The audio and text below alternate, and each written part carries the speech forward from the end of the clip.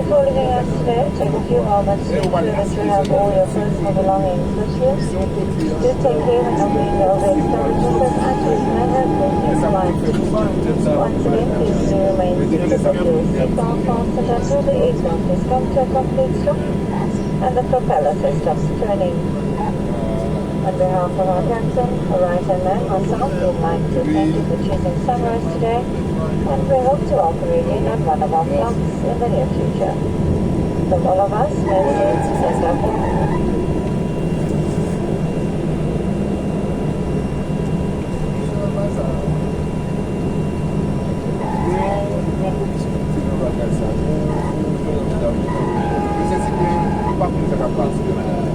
Est-ce que pas de capacité?